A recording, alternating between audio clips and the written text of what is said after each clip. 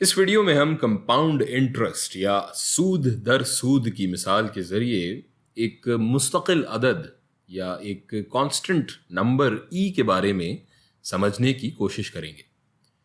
फ़र्ज़ करें कि आपको 1 रुपए की ज़रूरत है और आप मुझसे ये 1 रुपया कर्ज़ मांगते हैं और मैं 100% सूद सालाना पर आपको ये 1 रुपया कर्ज़ दे देता हूँ। जैसा कि हम यहाँ देख सकते हैं कि 1 रुपए पर 100% सालाना सूद का मतलब होगा कि साल के आखिर में 1 रुपए पे 1 रुपया सूद बनेगा और कुल 2 रुपए वापस करने होंगे। अब फर्ज करें आप कहते हैं मैं साल की बजाय 6 महीने में पैसे वापस कर सकता हूँ, तो मेरे लिए क्या डील होगी? मैं कहता हूँ ठीक है भाई, अगर पैसे आधी मुद्दत में वापस हो जाएंगे तो सूद भी आधा हो जाएगा या सूद की शरह आधी हो जाएगी, लेकिन उसी आधी मुद्दत के लिए यानी 6 महीने की मुद्दत पे मैं 50% सूद पे 1 रुपया आपको दे देता हूं।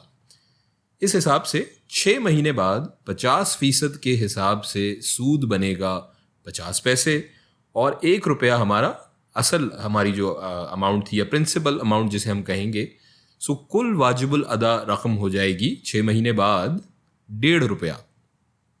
अब फर्ज करें कि 6 महीने बाद अगर आपके पास लौटाने को पैसे ना हुए तो क्या करें भाई? तो अगले 6 महीने में आपको दे सकता हूं, लेकिन इसी 50% शरह पे जो पहले 6 महीने के लिए थी। मगर अब की बार हमारा प्रिंसिपल अमाउंट, हमारी असल अमाउंट वो 1 रुपया नहीं होगा, बल्कि ये 1.5 रुपया होगा जो 6 महीने बाद वाजिबुल अदा है। यूं मजीद 6 महीने बाद सूद हो जाएगा इस 1.5 रुपए का 50%, 50%, यानी अशारिया 75 पैसे, 0.75 रुपीज जमा। अब ये प्रिंसिपल अमाउंट हमारी क्या थी, जो हमारी ये 1.5 रुपए अब हमारी प्रिंसिपल अमाउंट हो गई थी। इसमें हम ये अशारिया 75 पैसे जब जमा करेंगे तो ये कुल हो जाएंगे 2.25 रुपए, 2.25 रुपीज। अब यहां हम देख सकते हैं कि अगर किसी भी अदद को हम 50% की शरह से बढ़ाएं तो इसका मतलब है कि हम इसे 1.5 गुना कर रहे होते हैं, या दूसरे लफ्जों में 1.5 से ज़रब दे रहे होते हैं।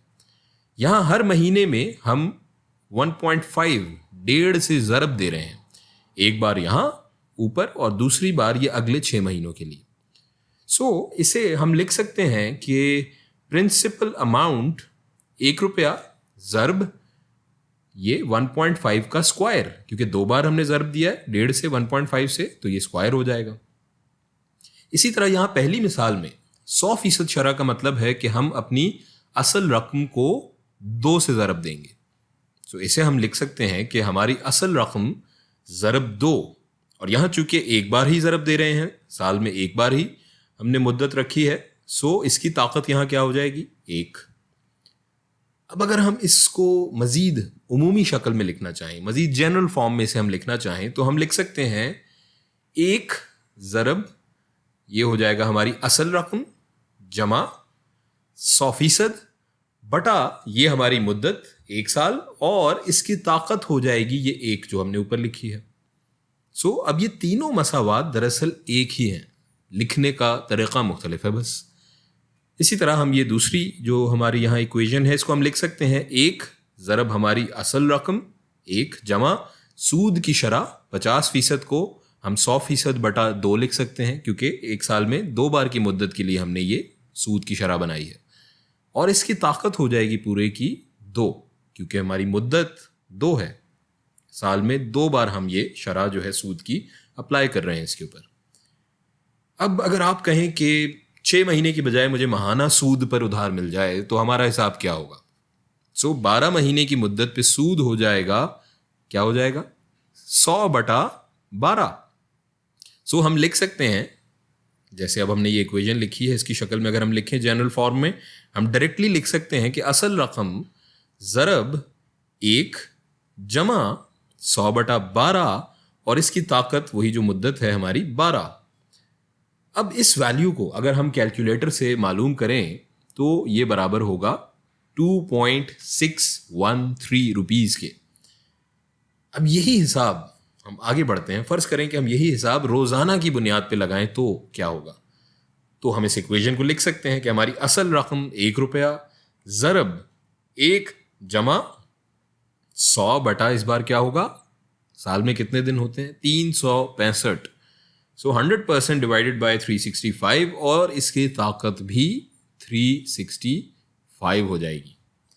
अब ये भी अगर इसकी कदर, इसकी वैल्यू भी आप कैलकुलेटर से कैलकुलेट करेंगे तो ये हो जाएगा 2.71456 एंड सो ऑन।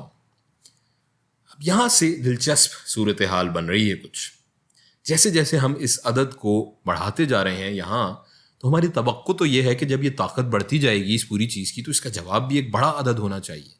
लेकिन ये एक तरह से हम देख रहे हैं कि एक ही कदर का कोई एक मैजिकल, एक जादुई सा नंबर बनता जा रहा है जो हर बार सामने आ रहा है, 2.7 समथिंग। जादुई इसलिए कि अब यहाँ आप इस अदद को, ये जो ताकत है, ये ऊपर भी और ये नीचे भी, इसको आप जितना भी बढ़ाते जाएं इस अदद को, जवाब यही रहेगा, 2.71 समथिंग ही आएगा। वीडियो पॉज करें और अपने कैलकुलेटर में इस नंबर की 2-3 बड़ी बड़ी वैल्यूज डालकर आप चेक कर सकते हैं। कैसा है ना हैरानकुन बात। और इस नंबर को हम कहते हैं ई, स्मॉल ई से हम इसे जाहिर करते हैं और इसे हम कहते हैं, इसका नाम है यूलर्स नंबर। और ये भी पाए की तरह का एक जादुई नंबर है जो चलता ही चला जाता है, और इसके आगे की जो डेसिमल प्लेसेस हैं, इनमें जो आदाद हैं, इसमें जो नंबर्स और डिजिट्स होते हैं, वो आगे कभी रिपीट नहीं होते, ये दोहराते नहीं हैं अपने आप को, जो आगे पैटर्न बनता है। इस पर मजीद बात करेंगे अपनी अगली वीडियो में।